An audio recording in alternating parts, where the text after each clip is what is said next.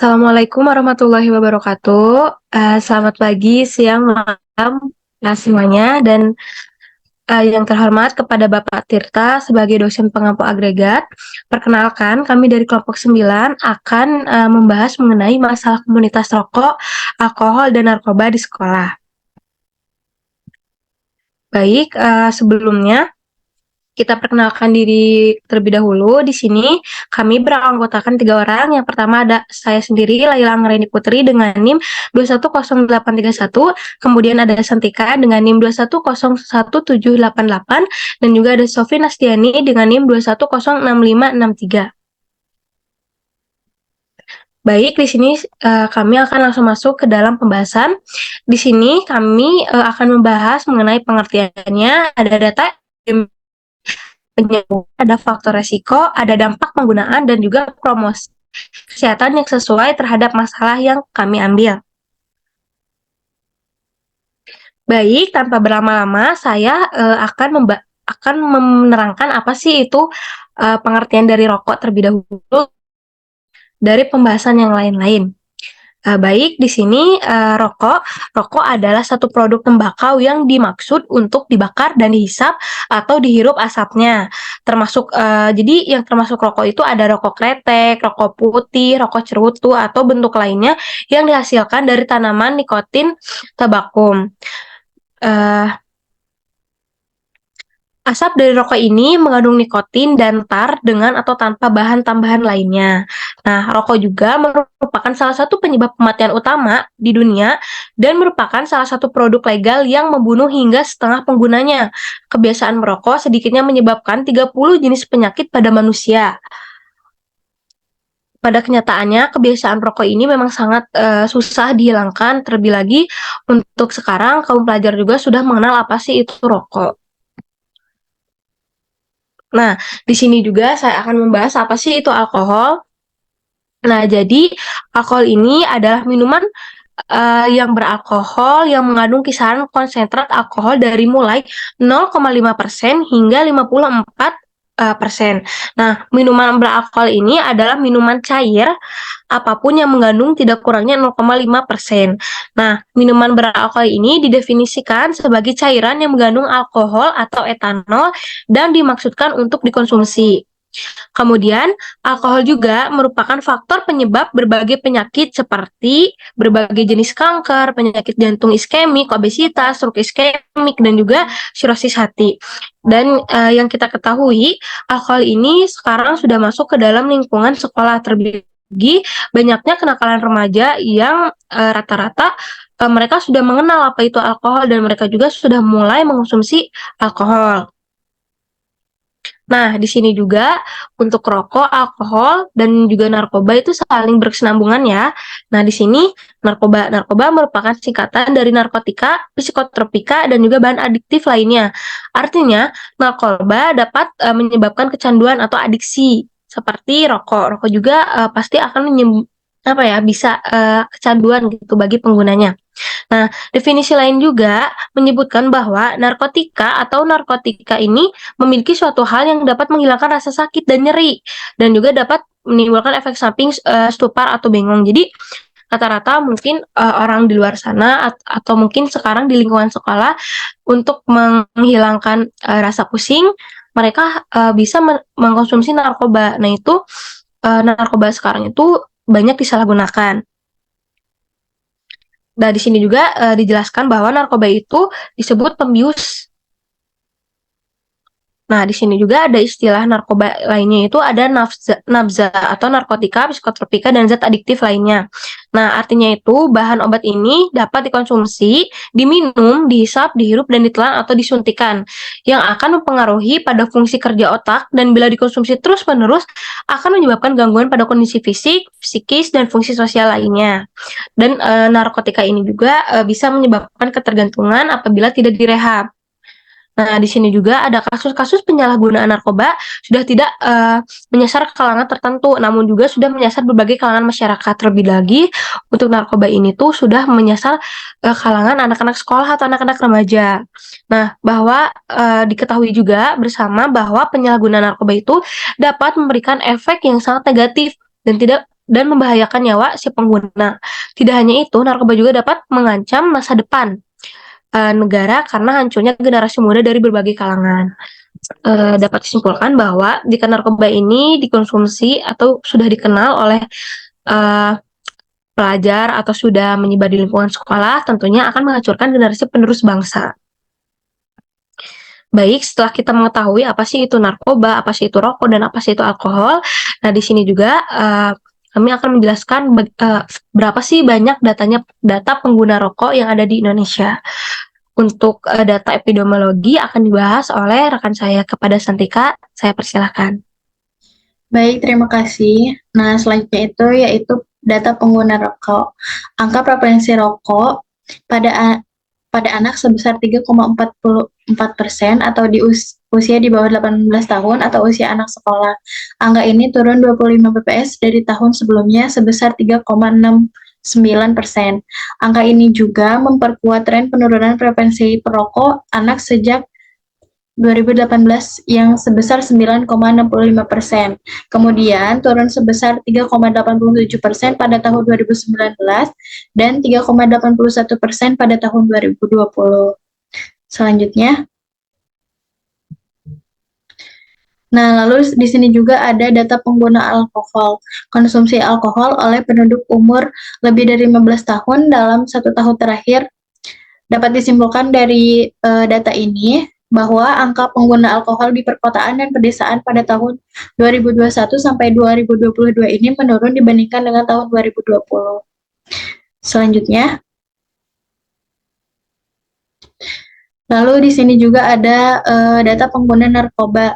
Angka penyalahgunaan narkoba di kalangan pelajar di tahun 2018 dari 13 ibu kota provinsi di Indonesia mencapai angka 1.545 orang. Salah satu kelompok masyarakat yang rawan terpapar penyalahgunaan narkoba adalah mereka yang berada pada rentan usia 15-35 tahun pada generasi milenial. Selanjutnya di sini sebelumnya. Nah, sebelumnya di sini ada penyembuhan.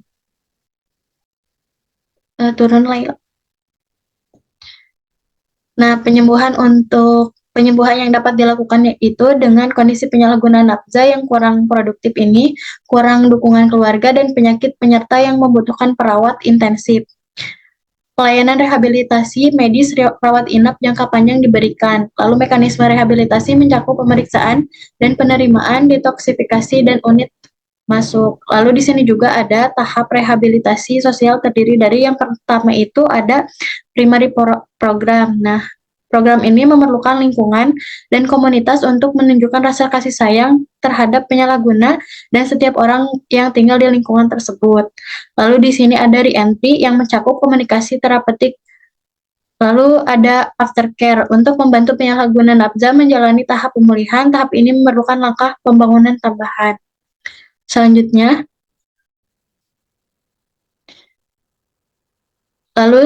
di sini ada dampak penggunaan rokok. Yang pertama itu ada penyakit paru-paru. Perokok yang paling sering mengalami kerusakan pada organ tubuh adalah paru-paru. Asap rokok dihirup dan masuk ke dalam paru-paru menyebabkan penyakit seperti bronkitis dan pneumonia, serta bahaya zat nikotin yang merusak sel-sel paru-paru yang dapat menyebabkan kanker paru-paru. Lalu selanjutnya di sini ada penyakit hipotensi dan organ reproduksi. Karena bahan kimia ini beracun, dapat mengurangi produksi sperma dari pria. Selain itu, mereka juga dapat mengalami kanker testis. Oleh karena itu, kurangi secara bertahap jumlah rokok sebelum hal itu terjadi, terutama untuk remaja karena banyak merokok bagi kesehatan remaja yang dapat menyebabkan resiko tidak memiliki keturunan. Lalu yang selanjutnya di sini ada penyakit lambung. Ketika orang menghisap rokok, mereka melihat peningkatan otot di bawah kerongkongan. Otot di sekitar seluruh pernapasan bagian bawah akan lemas secara bertahap, menghambat proses pencernaan, karena asap rokok masuk ke sistem pencernaan dan menyebabkan peningkatan asam lambung. Merokok juga merupakan ancaman bagi kesehatan lambung. Lalu di sini juga dampak dari penggunaan rokok ini dapat disebabkan dapat menyebabkan penyakit stroke.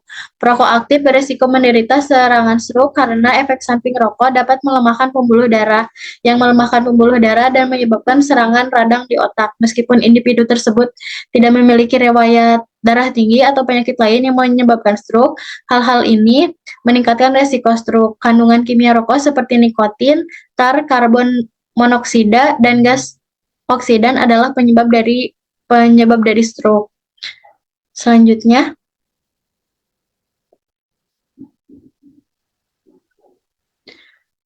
selanjutnya di sini ada dampak dari penggunaan alkohol. Yang pertama itu kerusakan jantung. Alkohol berlebih dapat melemahkan otot jantung serta dapat mengganggu aliran ke seluruh tubuh. Alkohol dapat menyebabkan sesak nafas, detak jantung tidak teratur atau aritmia, kelelahan dan batuk yang terus-menerus serta resiko serangan jantung, stroke dan hipertensi. Selanjutnya di sini ada peradangan pankreas atau pankreatitis. Terlalu banyak alkohol dapat membuat pankreas menumpuk enzim. Penumpukan enzim berlebih ini dapat menyebabkan pankreatitis dan peradangan. Lalu di sini juga dampak dari penggunaan alkohol ini dapat merusak otak. Alkohol dapat merusak otak dengan memperlambat transmisi informasi antar saraf. Nah, selain itu juga etanol yang terkandung dalam minuman beralkohol juga dapat merusak area tertentu di otak. Hal ini akan menyebabkan perubahan perilaku dan suasana hati, kecemasan, hilang ingatan, dan bahkan kejang. Selanjutnya di sini ada kerusakan paru-paru. Kecanduan alkohol ini dapat melemahkan daya tahan tubuh secara bertahap. Jika ini terjadi, beberapa organ tubuh termasuk paru-paru akan menghadapi tantangan untuk melawan bakteri dan virus yang menyebabkan penyakit. Alkoholisme membuat mereka lebih rentan terhadap TBC dan pneumonia. Lalu di sini ada gangguan kecemasan. Nah, seseorang ini merasa lebih nyaman ketika minum beralkohol. Seperti yang disebutkan sebelumnya, efek santai yang dihasilkan dari konsumsi alkohol cepat menghilang. Sayangnya, akibatnya ia akan terus bergantung pada alkohol untuk membantunya mengatasi rasa cemas yang membuatnya menjadi lebih toleran terhadap alkohol dan butuh minuman lebih banyak untuk mendapatkan efek yang sama. Namun, efek hangover akan membuat gejala kecemasan menjadi lebih buruk jika ia tidak menyadari efeknya. Selanjutnya,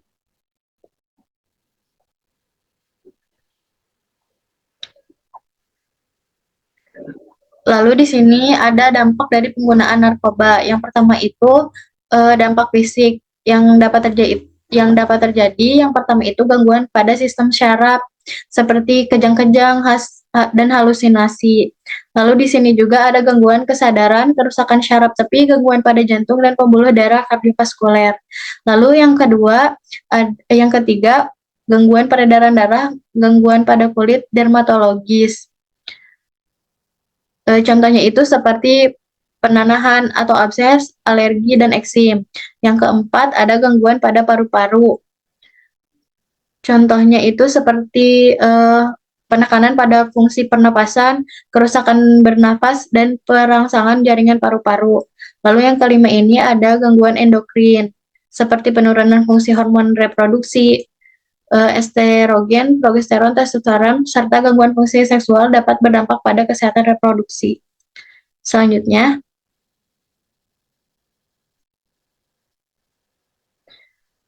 lalu untuk dampak penggunaan narkoba ini dapat juga menyerang dampak psikis. Kerja yang lamban, ceroboh, sering tegang dan gelisah, hilang kepercayaan diri, apatis, penghayal, dan penuh curiga, agitatif, menjadi ganas dan tingkah laku yang brutal, sulit berkonsentrasi, perasaan kesal dan tertekan, cenderung menyakiti diri, perasaan tidak aman, dan bahkan bunuh diri. Selanjutnya,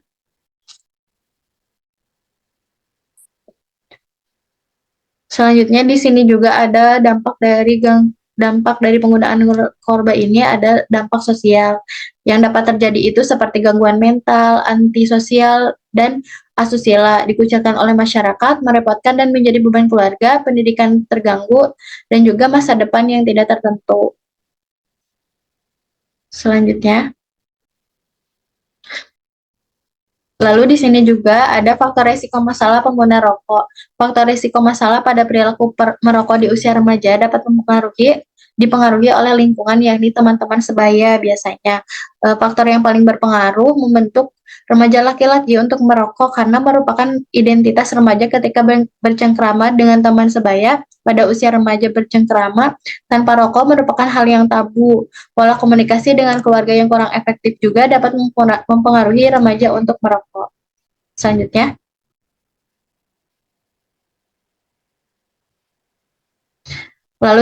di sini ada faktor risiko masalah dari pengguna alkohol.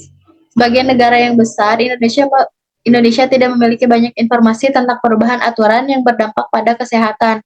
Penggunaan media massa tampaknya tidak efektif karena 53% masyarakat kesulitan mendapatkan informasi tentang perubahan undang-undang pemerintahan, kebijakan, dan perubahan layanan kesehatan.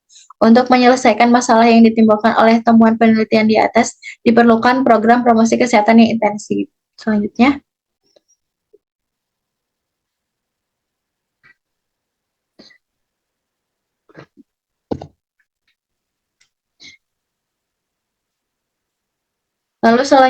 di sini ada faktor resiko masalah dari pengguna narkoba. Yang pertama itu ada faktor lingkungan.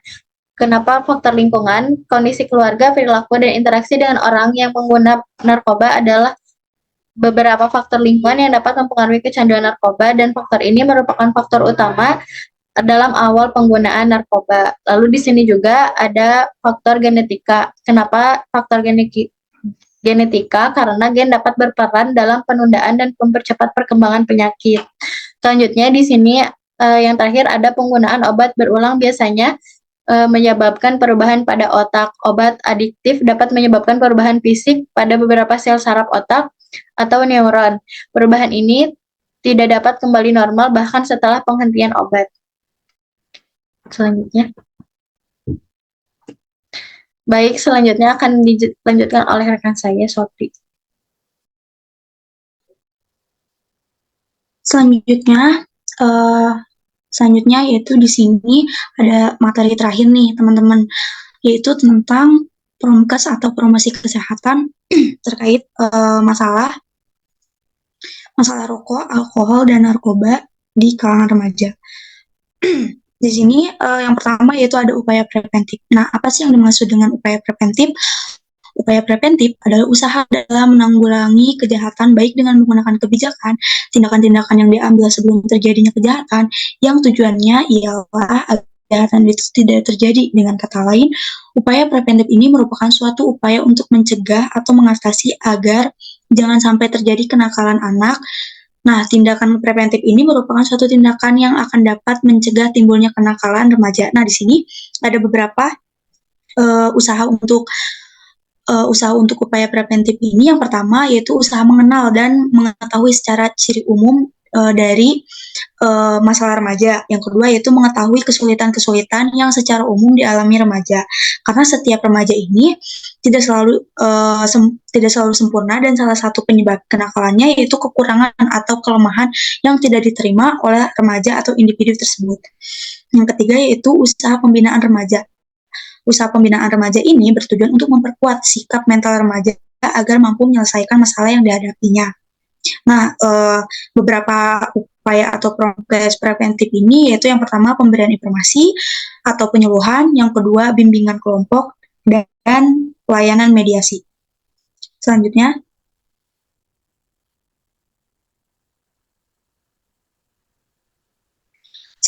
di sini ada promosi kesehatan represif.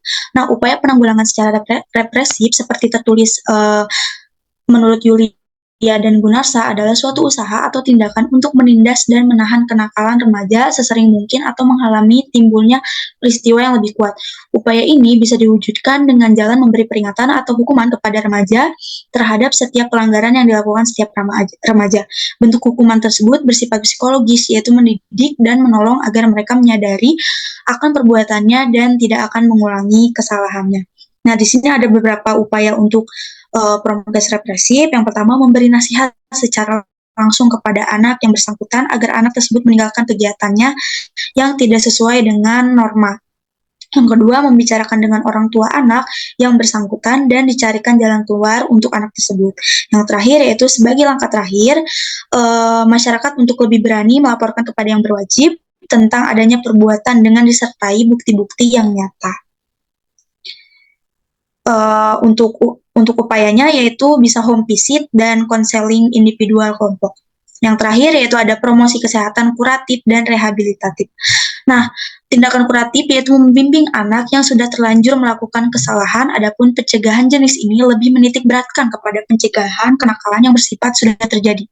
Nah, agar kenakalan itu tidak menyebar dan menjangkit pada remaja lain, fungsi bimbingan dan konseling ini bersifat kuratif. Fungsinya yaitu berkaitan dengan upaya pemberian bantuan kepada konseling yang telah mengalami masalah, baik menyangkut aspek pribadi, sosial, belajar maupun karir. Nah, upaya kuratif yang dapat dilakukan melalui program bimbingan konseling di sekolah, antaranya yaitu konferensi kasus dan alih tangan kasus. Sedangkan menurut Wahidin tahun 2014, cara penanganan kenakalan remaja yang bersifat ringan yaitu dengan cara dilakukan guru bimbingan dan konseling di dalam menanggulangi kenakalan remaja adalah cara kuratif dan represif. Hal ini dilakukan untuk membina dan diharapkan tidak akan terjadi kenakalan yang lebih parah. Nah, teman-teman, dari pembahasan mengenai penanggulangan masalah kenakalan remaja ini perlu ditekankan bahwa segala usaha pengendalian kenakalan remaja harus ditunjukkan ke arah tercapainya kepribadian yang mantap, serasi, dan dewasa. Remaja diharapkan menjadi pribadi yang kuat, sehat jasmani dan rohani, teguh dalam kepercayaan iman sebagai anggota masyarakat, bangsa, dan tanah air. Kemudian yang terakhir yaitu ada kesimpulan mengenai materi hari ini yang dipresentasikan. Kesimpulannya yaitu kasus-kasus penyalahgunaan rokok, alkohol, dan narkoba sudah tidak lagi menyasar kalangan tertentu, namun sudah menyasar berbagai kalangan masyarakat termasuk di lingkungan sekolah. Nah, penyalahgunaan rokok, alkohol, dan narkoba dapat memberikan efek yang sangat negatif dan dapat membahayakan nyawa si pengguna. Tidak hanya itu,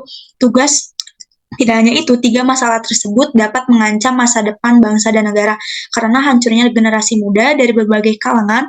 Problematika mengenai rokok, alkohol, dan narkoba dan dampaknya ini sudah menjadi isu internasional karena telah terjadi secara masif dan global. Oleh karena itu, perlu juga perhatian khusus dari pemerintah dan negara-negara dunia. Sekian presentasi dari kelompok kami, yaitu kelompok 9. Mohon maaf apabila banyak kekurangan. Terima kasih. Wassalamualaikum warahmatullahi wabarakatuh. Waalaikumsalam warahmatullahi wabarakatuh. Baik, terima kasih kepada kelompok yang telah presentasi. Mungkin dari saya ditutup. Cukup sekian presentasi mengenai masalah rokok, alkohol, dan juga narkoba dari kelompok 9. Apabila ada kekurangan, mohon dimaafkan. Wabillahi taufiq wal hidayah. Wassalamualaikum warahmatullahi wabarakatuh. Dadah. Wabarakatuh.